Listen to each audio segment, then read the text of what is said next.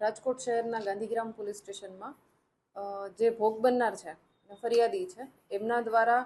Rape અને POCSO મુજબનો ગુનો દાખલ કરાવવામાં આવેલો છે અને આ મુજબ જે આરોપી છે અરમાન સલીમભાઈ ગોદાણી એમણે આ જે ભોગ બનનાર છે એને કોઈ પણ રીતે લલચાવી ફોસલાવી અને એની સાથે ઇન્સ્ટાગ્રામ મારફતે કોન્ટેક્ટ કર્યો અને પરિચયમાં આવ્યા બાદ વારંવાર ભોગ બનનારની સાથે અલગ અલગ જગ્યાએ ફરવા જવાનું, ગોવા, મુંબઈ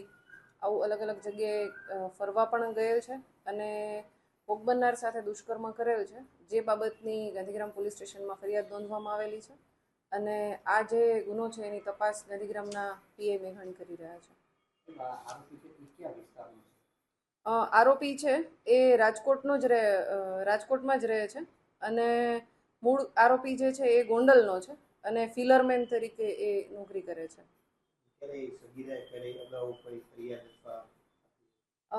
ના, સગીરાએ આ આરોપી બાબતે પોલીસ સ્ટેશનમાં અથવા તો આ બનાવ બાબતે પોલીસ સ્ટેશનમાં કોઈ ફરિયાદ અગાઉ નોંધાવેલ નથી. આ જે આરોપી છે એણે ઇન્સ્ટાગ્રામ મારફતે આજથી 1.5 વર્ષ પહેલા આ સગીરા છે એનો સંપર્ક કર્યો હતો અને એની સાથે ધીમે ધીમે વાતચીત કરવાનું શરૂ કર્યું અને બાદ એની સાથે સંબંધ કેળવી અને રાજકોટમાં જ અલગ અલગ જગ્યાએ ફરવા જવાનું, રાજકોટની બહાર ફરવા જવાનું. વચ્ચે એક વખત સગીરા જે છે એના પેરેન્ટ્સ સાથે કોઈ બોલાચાલી થઈ તો આરોપી એને પોતાના ઘરે પણ 4-5 દિવસ લઈ ગયો હતો અને ત્યાં રોકી રાખી હતી, બાદમાં મૂકી ગયેલો હતો. આ પ્રકારે વારંવાર એણે જે ભોગ બનનાર છે એની સાથે સંબંધ બાંધેલ છે